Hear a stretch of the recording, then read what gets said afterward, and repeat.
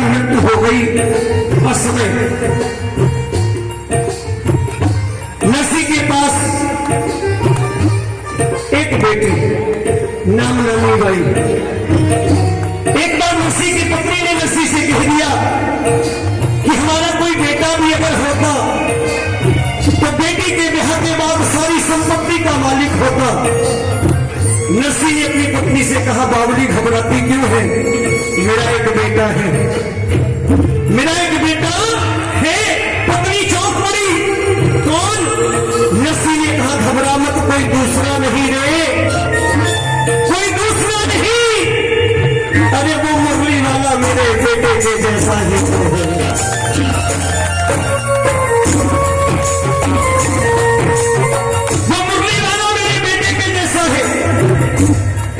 एक रिश्ता ईमानदारी से नरसी ने जोड़ा ठाकुर के साथ। जिस रिश्ते को नरसी ने ईमानदारी से जोड़ा, ठाकुर ने उससे भी ज्यादा ईमानदारी से निभाया। नरसी ने जिस दिन अपनी बेटी बेटी नानी का ब्याह किया, उसी दिन निश्चय किया कि अब बेटी के ब्याह के बाद मेरी सारी संपत्ति का मालिक मेरा बेटा होने वाला है। अपनी जिम्मेदारी पूर्ण होने के बाद नरसी ने पूरी ईमानदारी के साथ अपनी दौलत की एक एक पाई उस मुरली वाले के नाम से गरीबों में बांट दी। खाने के लिए 2 वक्त की रोटी भी नहीं बची, अपनी हवेली भी दान कर दी। पत्नी की मृत्यु हो गई। नरसी ने सोचा चलो ये भी छुटकारा मिला जिम्मेदारी में से। नरसी गांव के शिव मंदिर में रहकर भजन कीर्तन करते, भक्तों की टोली बना ली। गांव में जो कुछ भी मिलता खा करके गुजारा कर लेते। सुनना, एक दिन उसी गांव जूनागढ़ में एक भक्तों की टोली दूसरे गांव से आई, जो द्वारिकाधीश के दर्शनों को द्वारिका दी जा रही थी। उस टोली के मुखिया ने गांव में आकर लोगों से पूछा, भाई भाई आपके गांव में गांव का सबसे बड़ा सेठ कौन है? गांव वालों ने पूछा, बात क्या है? टोली के मुखिया ने कहा, हम द्वारिकाधीश के दर्शनों को द्वारिका दी जा रहे हैं, हमारे पास 600 सोने के सिक्के हैं, रस्ते में चोर डाकुओं का डर है, हम चाहते हैं आपके गांव का कोई सेठ हमसे ये रकम ले ले और हमें एक हुंडी लिख दे, जिससे हमको ये रकम वहां जाकर के वापस मिल जाए। गांव वाले ने नरसी का अपमान करने के लिए, नरसी की बेइज्जती करने के लिए कह दिया, हमारे गांव का सबसे बड़ा सेठ नरसी है, जाओ उसकी हुंडी चलती है, हुंडी लिखने से इनकार करे, जबरदस्ती पैसे देके हुंडी लिखवा देगा। पता बता दिया शिव मंदिर का। भक्तों की टोली पहुंची शिव मंदिर में। नरसी अपने साथियों के साथ 4 दिन से भूखे भजन कीर्तन में लीन थे। 4 दिन से भोजन नहीं मिला था। सुनना, टोली के मुखिया ने हाथ जोड़ के पूछा, भाई भाई भाई आप में से नरसी सेठ कौन है? नरसी खड़े हो गए, कहने लगे, सेठ नहीं रहा, नरसी जरूर हो, आदेश करो, क्या कार्य है? उस टोली के मुखिया ने कहा, भगत जी हमारे पास 600 सोने के सिक्के हैं, हम द्वारिकाधीश के दर्शनों को द्वारिका जी जा रहे हैं, रस्ते में चोर डाकुओं का डर है, आप हमसे ये रकम ले लो, हमें एक हुंडी लिख दो, जिससे हमको इतनी रकम द्वारिका में जाकर वापस मिल जाए। नरसी ने कहा, मेरी हुंडी नहीं चलती, मेरा समय समाप्त हो चुका है। भक्तों ने कहा, सेठ बहाने मत करो, मदद करनी पड़ेगी। जबरदस्ती वो रकम नरसी को सौंपी गई।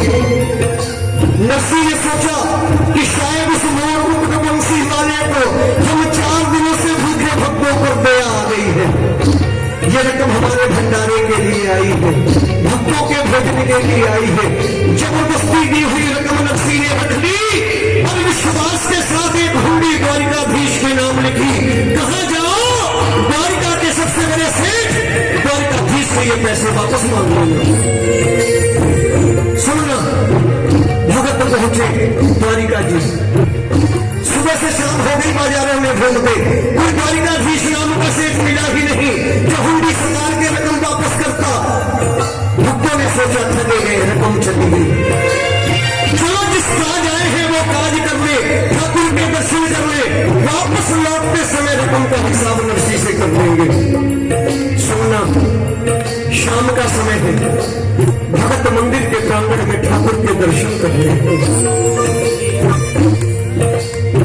शाम का समय है, भगत मंदिर के प्रांगण में ठाकुर के दर्शन कर रहे हैं। अचानक एक सांवरा सलोना युवक मंदिर में प्रवेश करता है। एक एक करके लोगों से पूछता है, भाई भाई भाई, आप में से कौन से भगत जूनागढ़ से आए हैं जो मेरे सेठ नरसी की हुंडी लाए हैं? हुंडी शब्द सुना जान में जान आई, जेब से हुंडी का पर्चा निकाल के सौंपा। उस सांवरे सलोने युवक ने अपनी रकम निकाली, गिन करके भक्तों के हाथ में रख दी और कहा, जाकर के उस नरसी से कहना, ऐसी हुंडियां रोज लिखा करिए, मैं यहाँ बैठ करके स्वीकारने को तैयार हूँ। ऐसी हुंडियां बोलिए बाबे बिहारी लाल जी, ऐसी हुंडियां रोज लिखी, मैं स्वीकारने को तैयार हूं। उसी नरसी की बेटी नानी और नानी के घर, नानी के ससुराल में नानी बाई की बेटी सुलक्षणा का ब्याह। नानी के ससुराल वालों ने कहा, नानी तेरा बाप भिखारी है, अब तो तेरा भाई भी कोई नहीं रहा जो तेरा भात लेकर आएगा, हम तेरे भिखारी बाप के पास शादी का निमंत्रण नहीं भेजेंगे। नानी ने रोकर के ससुराल वालों के पांव पकड़े, मेरे गरीब बाप के पास शादी का निमंत्रण भेज दो, मुझे भी काफी दिन हो गए बाबा से मिले, इसी बहाने बाबा से मिल लूंगी, हाल चाल पूछ लूंगी। मेरा बाबा आएगा, जो कुछ भी बन पड़ेगा जरूर लाएगा, निमंत्रण पत्र जरूर भेजना। ससुराल वालों ने चाल चली कि नरसी के पास निमंत्रण भेजा जाए, मगर भात के सामान की लिस्ट लंबी कर दी जाए। गरीब नरसी पढ़ करके आने का साहस न कर सके। चिट्ठी पहुंची नरसी के पास, लेकिन जब चिट्ठी लाने वाले ने कह दिया कि आपकी दोहती की शादी है, भात भरना है, भात के सामान की लिस्ट देखी, पत्र के ऊपर लिखा देखा, श्री द्वारिकाधीश जी महाराज। तो नरसी हाथ जोड़ करके बोले, ये चिट्ठी मेरे लिए नहीं है, मैं गरीब बाप, मैं तो ऐसे कैसे जाऊंगा, मुझे निमंत्रण पत्र की भी जरूरत नहीं है, इस चिट्ठी की जरूरत तो मेरे बेटे मोर मुकुट बंसी वाले को है, मेरी बेटी का भात तो उन्होंने भरना है। नरसी ने वो चिट्ठी द्वारिकाधीश के चरणों में द्वारिका जी भिजवा दी कि तू जाने तेरा, तू जाने तेरा। एक गरीब बाप टूटी बैलगाड़ी पर बैठ गई, गांव वालों ने जो दे दी थी, बूढ़े बीमार बैल गांव वालों ने दे दिए, गाने बजाने वालों की टोली, कोई सूरदास है, कोई गाना है, जो गांव के सारे खाली बैठे हुए लोग उनको लेकर, गाने बजाने वालों की टोली है, बूढ़े बीमार बैल है, टूटी फूटी बैलगाड़ी। नरसी पहुंचे अपनी बेटी के दरवाजे पर, सुना बाबा के आने की बात सुन करके नानी चाव से दौड़ी दौड़ी बाहर आई। भात का सामान नहीं नजर आया, बाबा खाली हाथ आया है। नानी रोने लगी, बाबा मेरे सम्मान का ख्याल नहीं किया, मेरे भात का सामान कहाँ गया? नानी रो रही है, नरसी दिलासा दे रही है। नानी ने कहा, बाबा अगर भात का सामान नहीं लाना था तो आने की आवश्यकता क्या थी? मैंने बड़ी मुश्किल से तो निमंत्रण भिजवाया, आपने समाज का भी ख्याल नहीं किया। नरसी बोले, बेटी जिसको मैंने बहू के झूले में छुड़ाया, जिसे उंगली पकड़ के चलना सिखाया, आज वो मुझसे ये कहती है कि अगर भात का सामान नहीं है तो आने की जरूरत क्या है? अगर पिता गरीब हो जाए तो क्या बेटी से मिलने का अधिकार भी खो बैठता है? तो चिंता मत कर, तेरा भात भरने आएगा वो ठाकुर। नानी रो रही है, नरसी दिलासा दे रहे हैं। ये भरोसा नरसी का है, ये विश्वास नरसी का है। आओ, समर्पित कर रहा हूं बड़े प्रेम से, एक एक बात को सुनना। हो नानी बाई ने नरसी समझावे बार बार,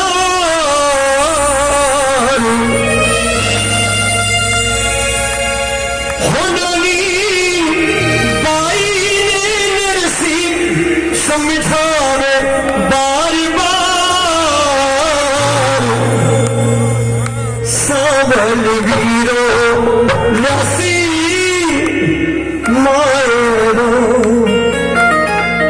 हो बाई तेरो सावल वीरो नरसी मारो, बेटी तेरो सावल वीरो नरसी मारो। मीठी मीठी गाली बजा के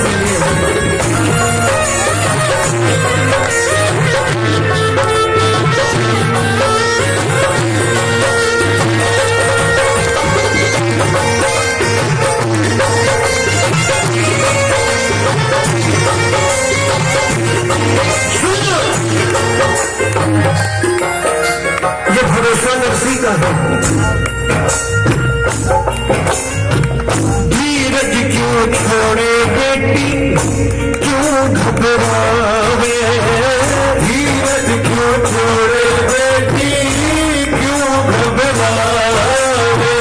लाख भरोसे तेरू सावन शब आवे, लाख भरोसे तेरू सावन सा आवे। जिबड़े में तू उदास बेटी, क्यों कर राखी जिबड़े में तू उदास। सावल वीरो नरसी मारो, सावल वीरो नरसी मारो, तेरा सावल वीरो नरसी मारो। हाथ ऊपर करके नरसी के भरोसे के लिए तालियां दो। 1 2 3 4।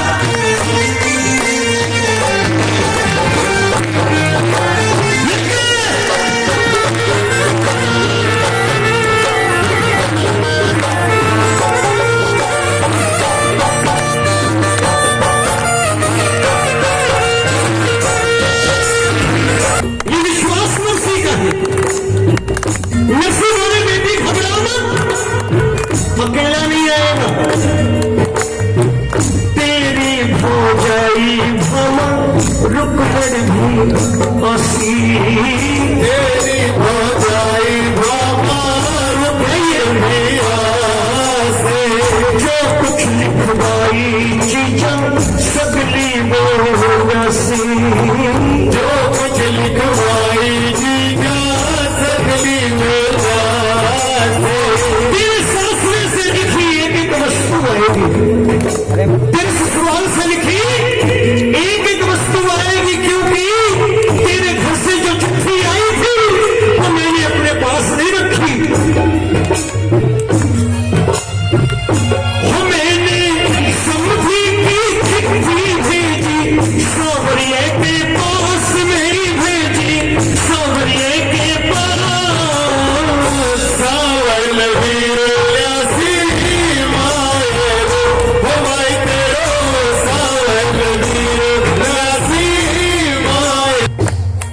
नरसी नानी को समझा रहे हैं।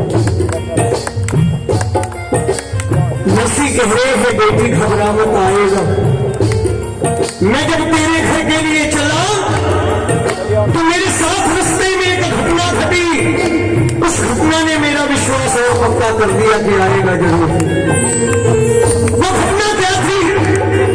नरसी टूटी बैलगाड़ी बूढ़े बीमार बैल लेकर जब अंजार शहर की तरफ चले, बूढ़े बीमार बैल कब तक चलते, टूटी बैलगाड़ी कब तक चलती।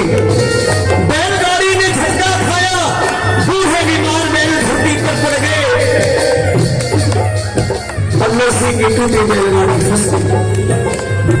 उस घटना को याद करके नरसी कह रहे हैं बेटी घबरा मत, सांवरियो है भारो सुख दुख को साथी। सांवरियो है भारो सुख दुख को साथी। टूटी जब काटी आयो बन करके खाती। टूटी जब काटी आयो बन करके खाते। अपने भक्तों के लिए क्या से क्या बन जाते हैं। हरि अनंत हरि कथा अनंत। कहते हैं नरसी की टूटी बैलगाड़ी रास्ते में फंस गई। अपने भगत की फंसी गाड़ी देख मेरा मोर मुकुट बंसी वाला वेश बदल करके गाड़ी के सामने आ खड़ा हुआ। बोलिए वृंदावन बिहारी लाल की जय। तीन लोगों के मालिक ने अपने भगत की फंसी गाड़ी अपने हाथों से बाहर निकाली, सीधे रास्ते पर डाल दी। गाड़ी जब सीधे रास्ते पर पड़ गई तो मेरा मोर मुकुट बंसी वाला सुनिएगा हाथ जोड़ करके बंसी के सामने खड़ा हो गया। मैं मेरे नौजवान भाई बैठे हैं, मेरे बड़े बुजुर्ग बैठे हैं, मेरी बहनें हैं, माताएं हैं। मैं आपको बताना चाहता हूं मेरे ठाकुर में कितनी नम्रता है, कितनी सरलता है। कल्पना करना इस दृश्य को कि भगत की गाड़ी सीधे रास्ते पर डाल करके मेरा मोर मुकुट बंसी वाला हाथ जोड़ के नरसी के सामने खड़ा हो गया। कहने लगा भगत जी कहां जा रहे हो? अंजार शहर जा रहे हो? हमको भी बिठा लो ना, हमको भी बिठा लो, हमने भी किसी ब्याह में जाना है। नरसी ने कहा दिखाई नहीं देता तुमको, बैलगाड़ी टूटी, बैल मरने को हमारा बोझा तो उठता नहीं, आपको कहां बिठा ले? तो मेरे मुरली वाले ने हाथ जोड़ करके कहा भगत जी मेरा नाम कृष्णा है, कृष्णा, मैं जात का खाती हूँ बढ़ई, हुक्म करो तो गाड़ी भी ठीक कर दो। गाड़ी वाले मने बिठा ले, गाड़ी वाले मने बिठा ले, जानो नगर अंजार बात मेरी मान ले, बात मेरी मान ले, बात मेरी मान ले। सूर्या बोला, सूरदास नरसी के साथ था, सुनना ताली बजाना मिलकर। सूर्या बोला टूटी गाड़ी बूढ़े बैल बीमार